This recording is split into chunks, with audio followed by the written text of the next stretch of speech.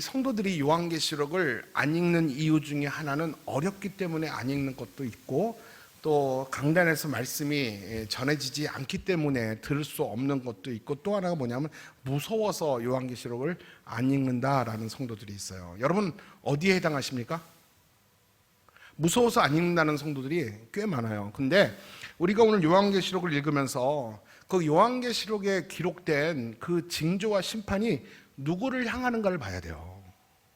굉장히 중요한 요한계시록에 읽는 핵심 포인트입니다.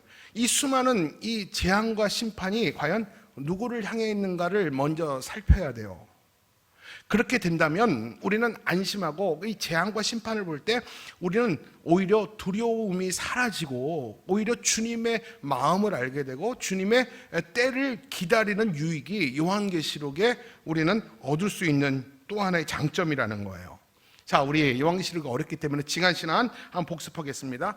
자, 어린 양 예수 주님께서 두루마리에 7째 인을 띱니다. 물어볼 테니까 여러분 대답하세요. 7째 인을 띄었을 때 어떤 현상이 일어났습니까? 하늘이 반 시간쯤 어떻게 했다고 그랬어요? 고요해졌다고 그랬어요. 그리고 반 시간쯤 고요해지다가 요한이 환상을 2가지를 보게 됩니다. 기억이 나십니까?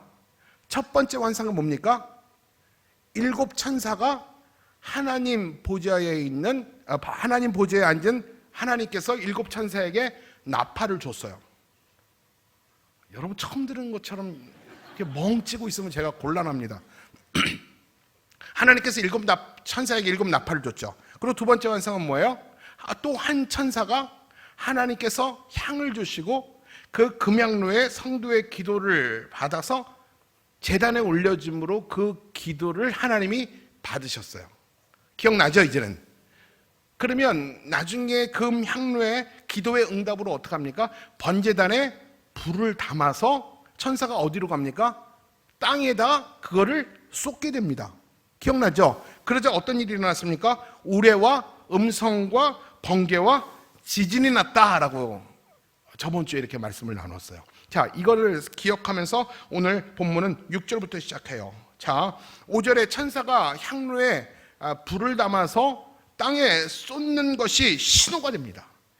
이것이 신호가 되어서 순차적으로 7 천사가 나팔을 불기 시작해요. 자, 여러분 중요한 것은 7 나팔을 가진 천사가 일제히 한 번에 분 것이 아니라 순차적으로 첫 번째, 두 번째, 세 번째, 네 번째, 5번째, 6번째, 7번째 순차적으로 나팔을 불게 됩니다. 그리고 나팔이 불러질 때마다 어떤 일이 일어나느냐? 하늘과 땅과 바다와 모든 샘물 가운데 재앙이 임하게 된다는 것을 오늘 저와 여러분은 말씀을 통해서 확인하게 될 거예요.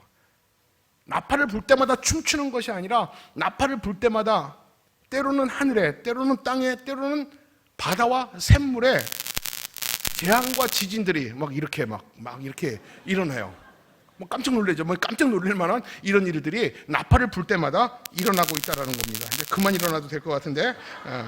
자, 그러면 오늘 말씀의 제목이 뭡니까? 한번 찾아보세요. 말씀의 제목이 뭐냐면 금향로를 쏟으니 나팔이 불러졌다. 금향로를 쏟는 것이 신호가 되어서 일제히 순차적으로 나팔이 불려진 거예요. 자, 한번 정리해 볼게요. 여러분, 금향로가 뭐라고 그랬습니까? 성도의 기도라고 그랬잖아요. 맞죠? 제단에 올려진 이 금향로에 불을 담았다라는 것은 하나님이 그 기도에 응답했다라는 거예요. 자, 그래서 하나님이 응답한 기도를 쏟아 부었더니 어떻게 됐습니까? 이 땅에 재앙이 임했다라는 것입니다. 이해 가시죠? 따라오시죠? 자, 그러면 오늘 여러분에게 제가 8장 후반절부터 시작해서 4개의 나팔을 좀 소개를 할까 합니다. 7개 나팔을 다 볼 수가 없고 4개의 나팔을 제가 소개할 텐데 이 4개의 나팔도 다 전하면 시간이 너무 많이 가기 때문에 4개의 나팔 중에서 첫 번째 나팔과 세 번째 나팔은 좀 구체적이고 좀 자세하게 설명을 드릴 거고요. 두 번째 나팔과 네 번째 나팔은 정보만 소개하고 지나가도록 하겠습니다. 왜 첫 번째 나팔이 중요하고 네 번째나 두 번째가 중요하지 않아서가 아니에요. 시간이 없기 때문에 대표로 랜덤으로 첫 번째와 세 번째만 구체적으로 나누도록 하겠습니다.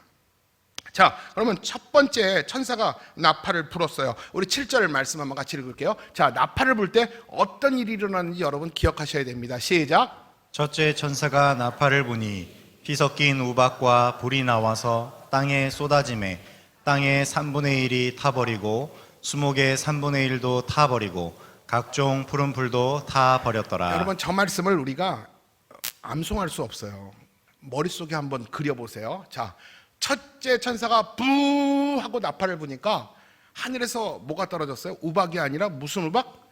피 섞인 우박과 불이 떨어져 땅에 쏟아지기 시작합니다.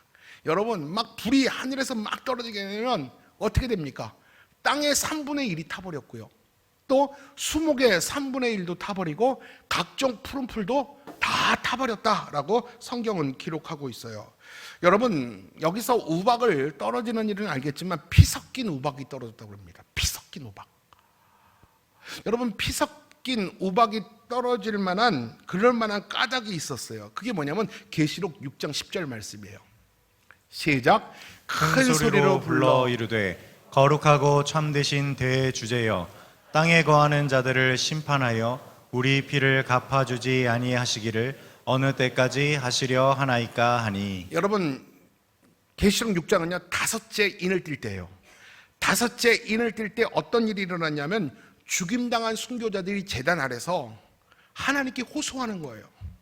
우리의 피를 흘린 그 땅의 사람들을 하나님 왜 용서하십니까? 내 피에 대해서 보복해달라는 겁니다. 이미 죽었던 순교자들이 제단 밑에서 살아계신 하나님 앞에 기도를 드렸더니 하나님이 그 기도를 들으시고 응답하신 것이 첫 번째 나팔이고 피 섞인 우박이라는 것이에요. 여러분, 이게 뭘 의미하는 겁니까? 우리 계시록 16장 6절 말씀이에요. 시작.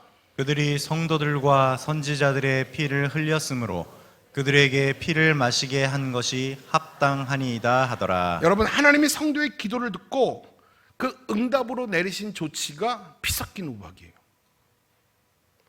이 땅에 너희들이 하나님의 사람들을 피를 흘리게 했기 때문에 너희들도 마땅히 이 땅에 내려진 피를 너희들이 마셔라. 여러분, 다시 말할게요. 이 나팔의 재앙은 기도의 응답이에요. 이 땅의 재앙과 심판은 성도들의 기도의 응답이고 순교자들의 기도의 응답으로 하나님이 역사하신 것이 그 재앙이고 심판이라는 거예요. 여러분, 총신대학원 이상훈 교수님, 우리 교회 잘 출석하시는 목사님인데 굉장히 실력자입니다. 굉장히 실력자고 그분의 취미는 책 읽는 게 그분의 취미예요. 여러분, 그 정도 아주 재밌어 하십니다, 책을. 근데 그분이 쓰신 요한계시록 책을 제가 굉장히 재밌게 읽고 있는데 그분은 이렇게 표현해요. 요한계시록에 나온 7개의 나팔인 대접 재앙이 출애굽기 때 그 모세가 행했던 10가지 재앙과 거의 비슷하다, 이렇게 비유를 합니다. 여러분, 물어볼게요. 애굽 땅에 내려진 10가지 재앙, 누구에게 내려진 재앙입니까? 누구에게 내려진 재앙이에요? 하나님의 구원을 반역하고 거역한 바로와 그의 졸개들을 향해서 그 재앙이 내린 거예요. 여러분, 10가지 재앙을 다 기억합니까? 피계, 이파, 악독, 우매, 흑장. 이게 다 자연계에 내린 재앙이고 그 애굽인들이 섬기는 그 신들이에요. 피를 섬겼고 우박을 섬겼고 메뚜기를 섬겼고 파리를 섬겼어요. 지저분한 인간들이죠. 그렇게 섬겼던 그 신들이 오히려 자신들을 공격하게 만든 거예요. 누구를? 애굽 사람들을. 하나님의 구원을 반역하고 저항했던 그 악인들과 죄인들을 심판하기 위해서 10가지 재앙이 있었어요. 자, 그렇기 때문에 이 재앙으로 애굽은 그야말로 초토화가 됩니다. 이 10가지 재앙이 쉬지 않고 계속 연속적으로 재앙이 일어날 때 애굽 도시는 완전히 초토화될 거 아니겠습니까? 그리고 마지막 장제의 죽음이에요. 악독음의 흑장, 장제의 죽음. 이 장제의 죽음으로 말미암아 애굽 사람들의 집 가운데 초상집이 아닌 집이 없었어요. 동물부터 시작해서 사람의 맞이는 다 죽었어요. 하나님이 다 죽였어요. 다 걷어가셨어요. 그렇기 때문에 모든 집이 초상집이었다라는 거예요. 근데 여러분, 여기서 키포인트는 뭔지 아세요? 그러나 애굽에 사는 이스라엘 백성들의 생명과 소유는 하나님이 지켜주셨다라는 거예요. 여러분, 이게 정말 중요한 거예요. 그 재앙과 심판은 자기 백성을 향해서 내리는 심판이 아니에요.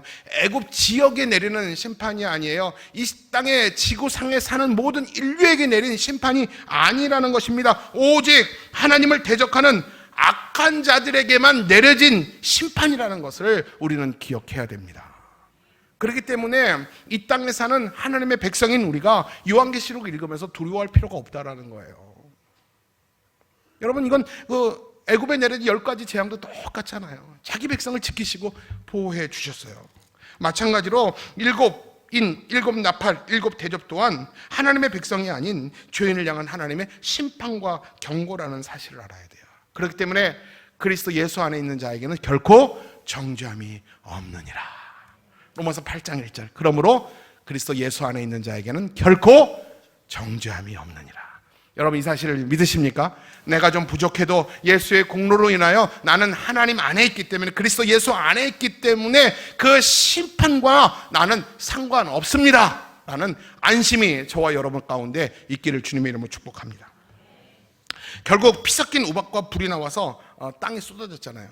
그래서 어떤 결과가 왔다고 그랬습니까? 7절 후반의 말씀 보니까 땅의 3분의 1이 타버리고, 또 수목의 3분의 1이 타버리고, 또 수풀이 거의 다 탔다고 그랬습니다. 자, 여러분 여기서 잘 들으셔야 돼요. 여러분, 자연이 파괴되니 땅에 거하는 자들은 극심한 기근에 시달릴 수밖에 없습니다. 여러분, 맞습니까? 여러분, 지금 우리가 살고 있는 5대양 6대주 가운데 자연재해 속에서 극심한 빈곤과 배고픔과 목마름을 경험하는 자들이 3분의 1이나 된다고 합니다.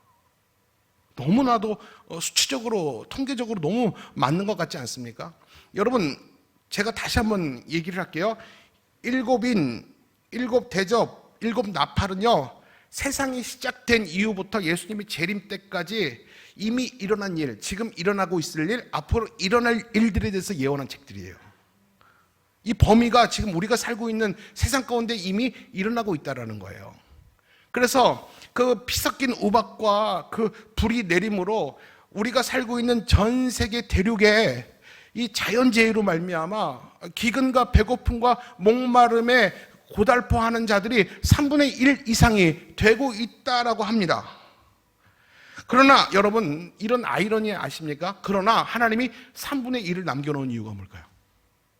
아직까지 3분의 1을 다 태우지 않고, 다 태울 수 있었지만 하나님이 화력이 부족해서가 아니라, 휘발유가 없어서가 아니라, 왜 3분의 1을 남겨놨을까요? 왜 그런 것 같아요?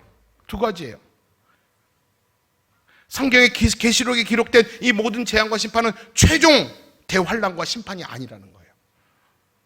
마지막 재앙이 남아있다라는 거예요. 3분의 2까지 완전히 소멸시킬 마지막 재앙이 남아있다라는 것입니다. 그리고 또 하나는 뭔지 알아요? 마지막 재앙이 올 때까지 너희들은 정신 차리고 하나님께 돌아오고 하나님께 회개하라는 겁니다. 이런 징조와 이런 심판들을 보면 그럴 수 있겠구나, 그냥 저들이 불쌍하구나, 그것이 아니라 오늘도 하나님은 하나님 되심을 오늘도 징계와 심판으로 보이시기 때문에 내 삶의 환경을 통해서 하나님의 음성을 들을 수 있어야 돼요. 그냥 이것은 무서운 이야기가 아니라 오늘도 하나님은 하나님의 일을 하고 계신다는 사실을 알고 하나님 앞에 돌아올 자들이 있다면 회개하고 빨리 마지막 재앙이 올 때까지 돌아오라는 거예요. 여러분, 이것이 바로 이 대접과 인과 나팔의 심판의 모습들이라는 것이죠. 여러분, 묻겠습니다. 여러분, 이처럼 전 세계 가운데 일어나고 있는 이 기상이변과 자연재해, 그리고 알 수 없는 이 질병을 통해서 여러분, 이게 우연히 일어났다고 생각합니까? 아니면 하나님의 경고의 메시지가 있다고 생각합니까? 이게 너무 심각하게 뭐든지 다 그 시각으로 보면 이건 참 이단이라는 소리를 듣게 되고요, 너무 사람이 노이로제 걸려요. 근데 여러분, 우리 삶의 주변에 일어나는 기상이변들, 자연재해들, 전쟁과 기근의 이야기들, 알 수 없는 질병들, 이 태풍과 쓰나미, 이게 우연히 일어났을까요? 오늘 성경에 보세요. 그게 우연이 아니잖아요. 하나님이 철저히 계획하신 하나님의 카이로스, 하나님의 시간표 안에 착착착착 이루어지고 있다고 생각이 안 되십니까? 여러분, 내 주변에 이런 일들이 일어날 때 여러분 하나님이 느껴지지 않습니까? 하나님의 때가 점점 가까이 오고 있구나라는 그런 위기의식을 여러분 없습니까? 그리고 우리를 부르시는, 우리 주위에 아직 구원이 준비되어 있지 않은 그 자들을 부르시는 하나님의 사랑의 음성으로 여러분 들리지 않습니까? 여러분, 그 음성이 들리는 저와 여러분 되시기를 주님이 여러분 축복합니다. 그냥 재수 없어서 우연히 일어날 문제가 아니라 이런 코로나 문제 자체도 그냥 우연히 중국인들이 박쥐 잡아먹어가지고 그렇게 우연히 일어난 그런 바이러스 중에 하나가 아니라, 그래서 수많은 인류가 많이 죽고 많이 피해를 받고 고난당한 것이, 여러분 이게 우연히로만 치부해야 될까요? 앞으로도 코로나보다 더 심한 바이러스가 온다면 이것은 그냥 우연이라고 생각하고 그냥 그러려니 하면서 내 문제 아니니까 하고 그냥 여러분의 일에 열중하고 먹고 사는 데 집중하는 것이 여러분 성도로서 잘 사는 것일까요?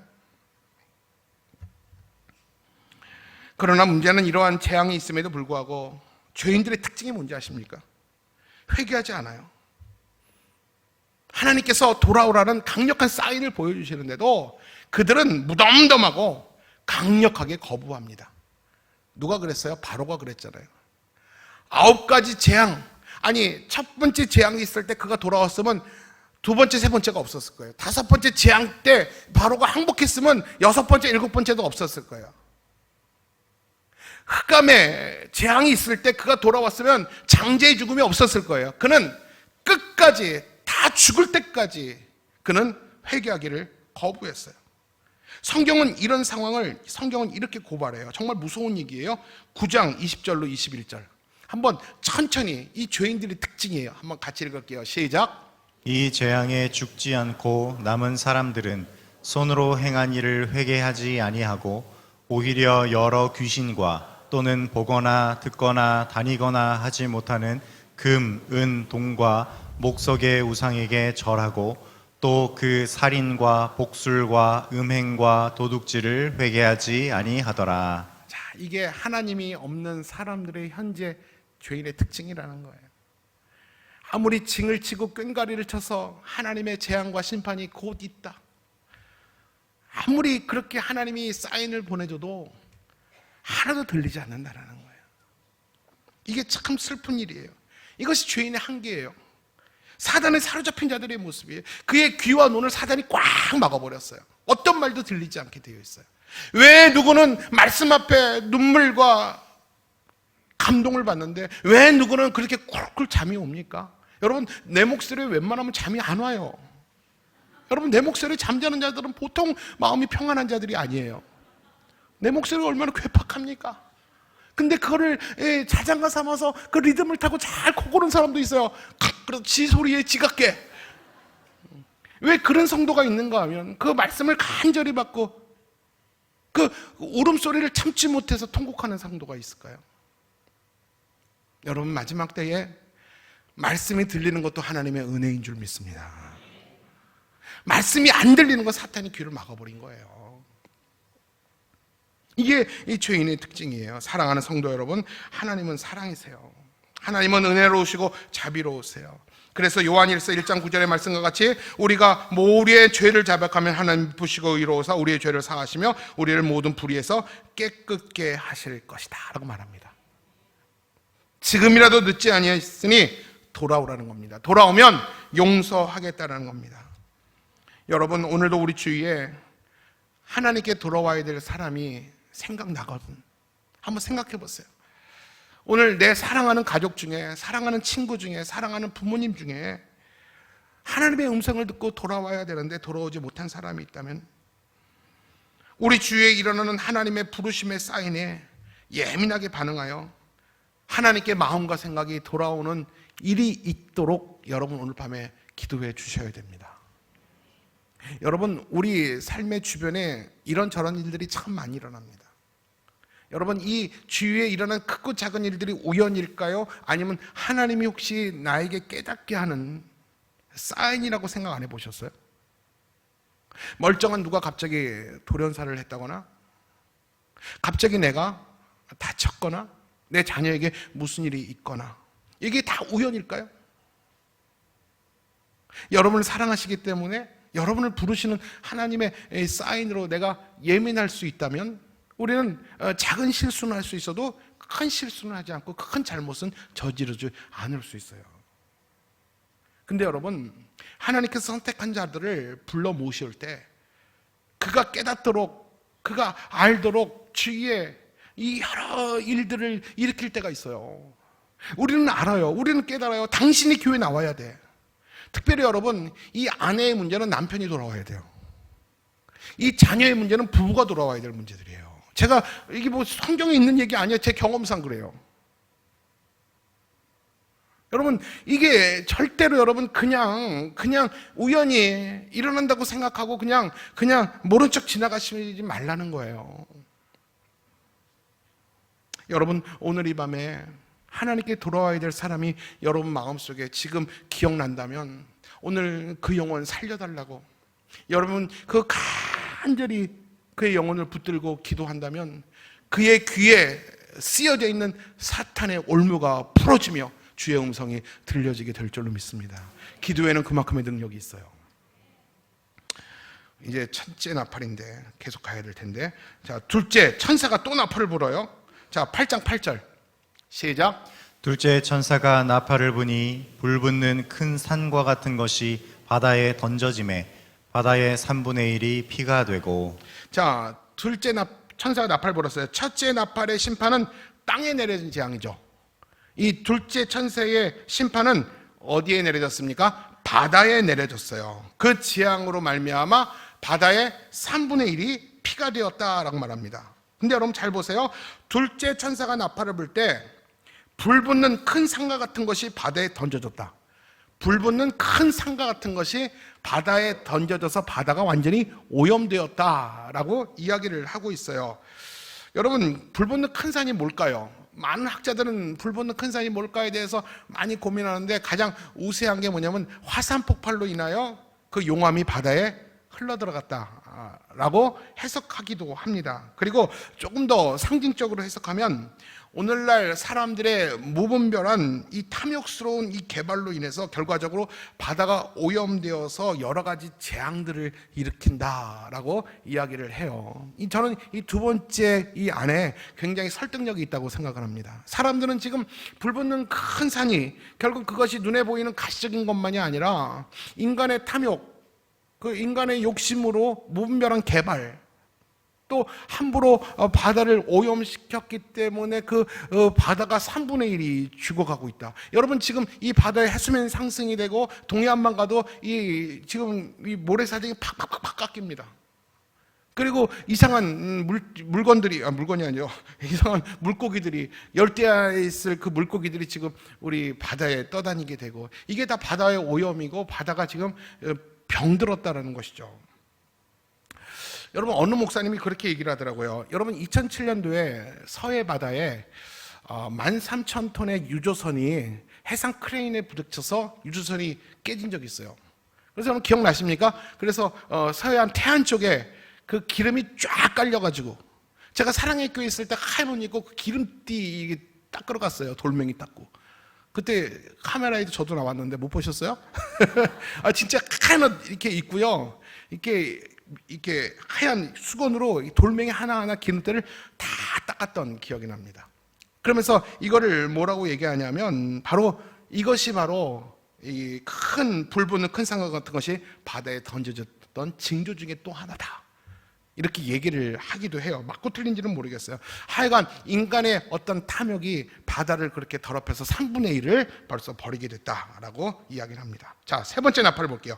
세 번째 나팔, 우리 10절, 11절 같이 읽겠습니다. 시작. 셋째 천사가 나팔을 부니 횃불같이 타는 큰 별이 하늘에서 떨어져 강들의 3분의 1과 여러 샘물에 떨어지니, 물샘에 떨어지니, 예. 이 별 이름은 쓴 쑥이라. 물의 3분의 1이 쓴 쑥이 되매 그 물이 쓴 물이 되므로 많은 사람이 죽더라. 여러분, 하늘에서 떨어진 횃불같이 큰 별, 여러분 뭐가 생각납니까?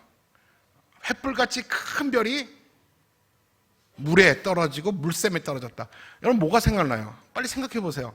별똥별, 운석 정도가 생각이 안 납니까? 여러분 운석 떨어질 때 슉 그리고 그냥 불덩어리가 확 떨어지잖아요.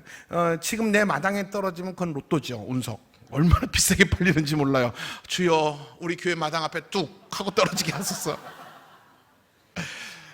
근데 고대 사회에서는요 이 운석이 멸망의 징조로 봤어요. 근데 자 성경을 보세요. 횃불같이 큰 별이 어디 떨어졌다고 그럽니까? 강들과 여러 물샘에 떨어졌다고 했어요. 근데 그 큰 큰 별 이름이 뭐냐면 쓴숙. 은숙이 아니라 쓴숙이에요. 은숙은 제 집사람 이름이고 쓴숙. 그 별 이름이 이 바다와 물샘에 떨어진 그 별 이름이 쓴숙이에요. 근데 이 쓴숙이 떨어지자 물맛이 쓰게 변했고 그 물을 먹는 자마다 다 죽게 되었다라고 얘기합니다. 잘 따라옵니까? 하늘에서 떨어진 별 이름이 쓴숙이고 쓴숙이 물에 떨어졌더니 물맛이 쓰게 됐고 그 물을 먹는 자는 다 죽게 되었다라고 말합니다. 여러분 이 재앙은 어떤 재앙을 이야기하냐 하면 잘 들어보십시오.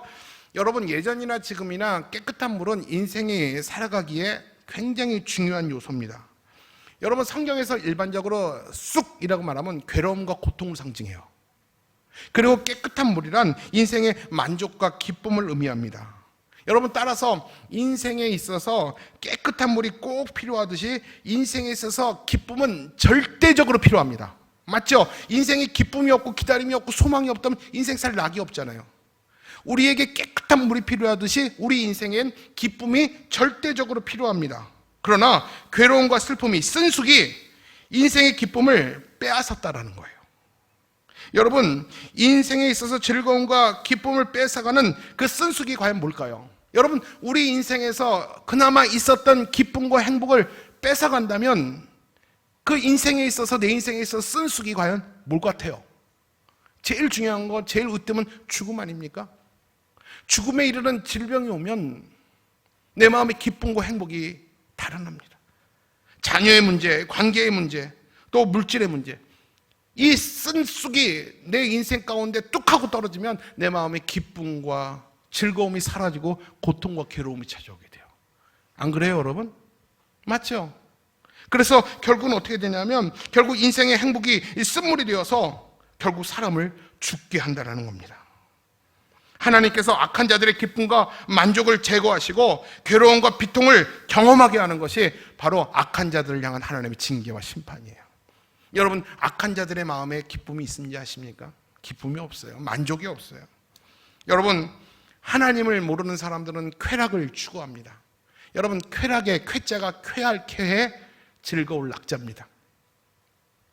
그런데 이 락은 이 즐거움은 더 강한 쾌를 요구해요. 그래서 쾌락을 추구하는 자들은 더 자극적인 쾌락을, 더 자극적인 즐거움을 찾아다니다가 결국 멸망당할 짐승처럼 죽게 됩니다. 여러분 잘 보세요. 하나님을 모르는 세상 사람들은요 더 자극적인 쾌락을 찾아 더 흥분되고 더 자극적인 즐거움을 찾아다니다가 결국 만족을 모르고 기쁨을 다 잃어버리고 멸망당할 짐승처럼 비참하게 죽게 돼요. 마약 중독자들 보세요. 술 중독자들 보세요. 성 중독자들 보세요. 도박 중독자들 보세요. 여러분 그들이 기쁨이 있습니까? 그나마 있는 기쁨 다 뺏겼어요. 있는 행복 다 뺏겼어요. 그리고 결국 죽음에 이르게 됩니다. 이것이 악인을 향한 하나님의 심판이라는 거예요. 너무 말이 기가 막히지 않습니까? 이것이 죄인들을 향한 하나님의 심판의 3분의 1이라는 거예요. 여러분 이 시대에 우리가 함께 살아가는 우리 자녀들, 우리가 이 시대에 함께 살아가는 우리 형제 자매들, 또 우리 친척들, 우리 가족들 중에서 이렇게 쓴숙이 그 마음 가운데 떨어짐으로 있는 기쁨과 행복을 다 빼앗기고 평생 쾌락 따라다니다가 비참하게 인생의 말로를 경험하는 자들이 너무 많다는 거예요. 이게 바로 악인을 향한 하나님의 심판이라는 것이죠. 그러나 안심하십시오. 하나님의 은혜는 마라의 쓴물도 단물로 바꾸어 주십니다. 우리가 하나님 안에 있을 때 우리 안에 있는 쓴물도 하나님 만나면 기쁨으로 바뀌는 것이에요. 이 은혜가 여러분에게 있기를 바라요. 마지막 네 번째 나팔이에요. 네 번째 나팔. 우리 12절 말씀이에요. 시작. 넷째 천사가 나팔을 부니 해 3분의 1과 달 3분의 1과 별들의 3분의 1이 타격을 받아 그 3분의 1이 어두워지니 낮 3분의 1은 비추임이 없고 밤도 그러하더라. 이것은 하늘 발광체를 향한 하나님의 심판이에요. 이 땅에 사람을 포함한 모든 생명체들은 일월성신의 에너지를 받아야지만 살아갈 수 있어요. 맞죠? 빛이 있어야 돼요. 태양이 있어야 돼요. 근데 이 네 번째 재앙은 뭐냐면 해달별이 3분의 1의 타격을 받아서 낮에도 밤에도 어둠이 있다. 밝음을 잃어버렸다라는 것입니다. 이것은 바로 흑암의 재앙이죠. 애굽 땅에 있었던 9번째 재앙, 흑암의 재앙입니다. 모든 사람이 보이지 않기 때문에, 앞을 모르기 때문에 다 두려움 속에서 벌벌벌벌 떨면서 산다는 거예요. 미래에 대한 확신이 없어요. 기대가 없어요. 소망이 없어요. 그냥 오늘 살아가는 우리가 내가 병 걸리지 않을까? 내가 잘못되면 어떡할까? 그 두려움 가운데 벌벌벌벌 떠는 거. 이게 그냥 있는 인생의 본연이 아니라, 인지상정이 아니라 이것 또한 인간에게 주어진 재앙들이라는 거예요. 오늘 말씀을 정리하겠습니다. 사랑하는 성도 여러분, 오늘 우리는 첫 번째부터 네 번째 천사가 나팔을 불 때 일어나는 광경들을 분명히 살펴보았습니다. 이 네 가지 이 재앙의 공통점이 있다면 모두가 우리가 살고 있는 자연 환경에 내려진 재앙들이에요. 근데 여러분, 예수님이 제자들과 대화를 나누십니다. 마지막 환난에 대한 징조에 대한 이야기를 제자들과 나눠요. 누가복음 21장에 보니까 제자들이 예수님께 이렇게 묻습니다. 어느 때에 이런 일이 있습니까? 여러분, 우리도 궁금할 거 아니에요. 어느 때에 이런 일이, 이런 재앙이 있을 수 있겠습니까? 이런 일이 있을 때 어떤 징조가 먼저 나타날까요? 그래도 전조현상을 우리가 알면 준비할 거 아닙니까? 어느 때 이렇게 갑자기 진짜 마지막 환란이 오겠습니까? 이런 대접과 나팔이 다 끝나고 언제 정말 나머지 3분의 2까지 다 태울 그 재앙이 진짜 언제 올까요? 라고 제자들이 물어보는 거예요. 그때 주님께서 대답을 합니다. 누가복음 21장 8절과 9절 말씀이에요. 시작. 이르시되 미혹을 받지 않도록 주의하라. 많은 사람이 내 이름으로 와서 이르되 내가 그라하며 때가 가까이 왔다 하겠으나 그들을 따르지 말라. 난리와 소요의 소문을 들을 때에 두려워하지 말라. 이 일이 먼저 있어야 하되 끝은 곧 되지 아니하리라. 자, 여러분, 언제 큰 환란이 올 것인가? 이게 중요한 것이 아니라 징조가 심판이 있는 날에 우리가 임해야 될 자세가 중요하다. 이 마지막 때에 네가 하나님의 사람이라면 어떻게 살아야 되는가에 대해서 성경은 이야기를 하고 있어요. 마지막 때에 이단에게 미혹되지 말라는 거예요. 여러분, 제가 이 얘기를 좀 하고 싶어요. 신천지, 여호와의 증인, 안상홍, 또 통일교, 이건 우리가 다 드러났기 때문에 그런 것들은 조심할 수 있어요. 근데 정말 조심해야 될 게 뭐냐면 숨겨진 이단들이 있어요. 은사주의자들. 여러분, 누군가로부터 기도받고 그 사람이 여러분의 일을 점쳐주고 누구 조심해라, 누구를 멀리해라, 이렇게 해라, 그런 사람들이 있을 수 있어요. 근데 절대 교회에서 목사님들한테 얘기하지 마라. 근데 용케 내 일을 척척척척 잘 맞춰요. 오늘 밤에 누가 올 거다, 그 사람 말을 듣지 마라. 근데 정말 누가 와. 네 할머니 내일 모레 너 죽을 수 있다. 할머니 진짜 내일 모레 죽었어요. 여러분, 근데 그분이 여러분 기도해 준다고 하면 믿겠어요, 안 믿겠어요? 믿죠? 근데 절대 교회에다가 말하지 마라. 여러분, 완전히 이게 그 사람의 노예가 되는 거예요. 그러면서 이 다락방에 들어와서 내가 아는 그런 권사님이 있고 목사님이 있는데 그 사람에게 가서 기도를 받아보자. 그래서 그 사람에게 찾아가서 그 사람의 기도를 듣고 그 사람의 지시를 받아요. 여러분, 이게 미혹받는 거예요. 큰일 납니다. 교회 안에, 우리 교회가 규모가 있는 교회이기 때문에 숨어 들어오는 사람이 너무너무 많아요. 그 지역교회 안에서 문제를 일으켰다가 문제가 되니까 우리 교회에 조용히 들어오는 사람들 많아요. 정말 많아요. 다락방 안에, 훈련의 자리 안에, 또 부서 안에, 교구 안에 얼마든지 그럴 수 있는 사람이 있어요. 여러분, 우리가 제자훈련하는 교회 아닙니까? 여러분, 만약에 목사가 그렇게 되면 어떨까요? 끔찍하겠죠? 여러분, 다 죽었어요. 다 죽었어. 나한테 끌려서. 여러분, 우리가 100대 기도 제목할 때 그 1번은 담임 목사를 위한 기도예요. 왜 그런지 아세요? 나 홍성환을 위한 기도가 아니에요. 내가 약하기 때문에, 내가 부족하기 때문에 날 위해서 기도해 달라는 게 아니에요. 여러분, 2000신학교회를 앞서서 이끌어가고 섬겨가는 담임 목사를 여러분들이 기도로 지켜줘야 돼요. 여러분, 영적 전쟁에 있어서 저는 지휘관이잖아요. 적은 나만 쓰러뜨리면 교회는 다 무너지게 되어 있어요. 아마 나 하나를 공격하고 자신의 10명, 1000명을 죽이더라도 나 하나만 공격하면 이게 다 접수가 될 거예요. 그렇기 때문에 수없이 많은 불화살이 나를 향해서 날아올 때 여러분이 기도해 주셔야 돼요. 지켜주셔야 돼요. 여러분, 그래서 담임 목사를 위해서 기도해 주는 거지, 나만을 위해서, 홍성환을 위해서 잘 먹고 잘 살라고 여러분 그래서 기도하는 거 아니에요. 여러분, 이 마지막 때에 미혹당하지 마세요. 보이는 것에 들리는 것에 휘둘리지 마세요. 큰일 납니다. 상한 음식 먹으면 토하고 설사하면 되지만 상한 영혼을 접하게 되면 여러분 멸망합니다. 그렇기 때문에 여러분 말씀에 견고히 쓰십시오. 옛날에 우리 전태광 목사님이랑 그런 얘기를 했어요. 좀 시간이 가더라도 오늘 기도는 좀 짧게 할게요. 방언의 은사 있잖아요. 방언의 은사가 있을 때, 교회에서 방언의 은사가 있으면 통역하는 사람이 없으면 방언하지 말라고 그랬어요. 왜냐하면 은사가 있어도 잘못된 은사가 있을 수 있으니까. 그러니까 잘못됐는지 또 잘된 건지 통변하는 사람이 들어보라는 거예요. 그때는 계시된 하나님의 말씀이 없을 때예요. 근데 지금은 하나님의 말씀이 있잖아요. 그 영혼이 잘 됐는지 잘못된 영혼인지는 하나님 말씀의 그 기준에 딱 재봐야 돼요. 모질라면 안 되고 더해서도 안 돼요. 그렇기 때문에 우리는 말씀으로 훈련받고 말씀으로 분명한 기준을 갖고 있어야지만 흔들리지 않고 미혹받지 않아요.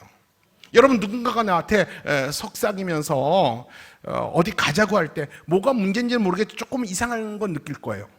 어느 설교를 들을 때 뭐가 문제인지는 모르겠지만 조금 저 설교는 이상하다라고 느끼면 여러분 그 사람과의 관계를 끊으세요. 그가 아무리 나랑 친한 친척일지라도 신천지에 빠져서 계속해서 내 영혼을 훔치려고 그러고 도둑질하려고 그러면 여러분 인간적인 정을 끊어버리는 거 여러분의 영혼을 향해서 나아요. 신천지 사람들은요 교화가 안 돼요. 오죽하면 여러분 신천지 사람 오지 말라고 법적 조치하겠다고 교회가 막아버리잖아요. 대화가 안 통해요. 여러분 그런 사람들, 여러분 어줍지 않은 성경 지식으로 그를 설득시킬 것 같아요? 절대 못 시킵니다, 여러분. 그러니까 그런 사람이 여러분 주위에 있으면 정말 끊어버리셔야 돼요. 가족이면 어쩔 수 없지만 웬만하면 만나지 마시고 대화하지 마시고, 여러분들이 영향받아서 이기지 못할 것 같으면 여러분 멀리 하셔야 돼요. 마지막 때 더욱더 그래요. 여러분, 제가 담임 목사로서 정말 간절한 심령으로 말합니다. 미혹받지 마세요.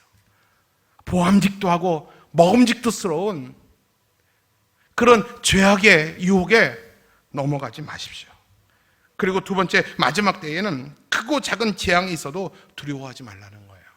앞으로 이 코로나보다 더한 시험과 유혹과 재앙과 전쟁과 기근과 정말 이 바다와 산과 하늘의 오염들과 두려운 이유들이 정말 더 많이 있을 수 있어요. 두려워하지 마십시오. 하나님이 여러분을 지켜주십니다. 또 예수님은 대답하십니다. 마태복음 24장 42절.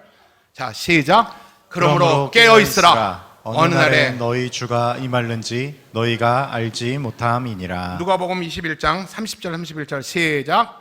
싹이 나면 너희가 보고 여름이 가까운 줄을 자연히 아나니 이와 같이 너희가 이런 일이 일어나는 것을 보거든 하나님의 나라가 가까이 온 줄을 알라. 아멘. 여러분 저 본문 띄워주세요.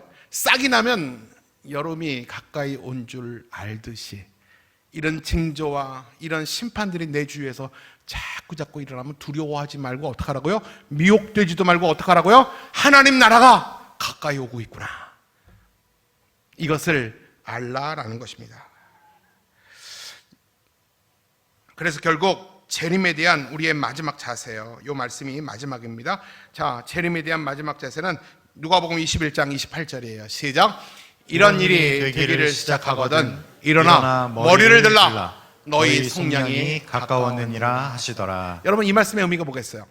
한번 여러분이 대답해 보세요. 여러분이 주의해 보세요. 부모 좀 띄워주세요. 성격 되게 급하시네. 좀 띄워주세요. 자, 이런 일이 되기를 시작하거든. 이런 재앙과 심판이 성경에 따라서 정말 크고 작은 이런 일들이 우리 주변에서 일어나기 시작하거든. 어떡하라고요?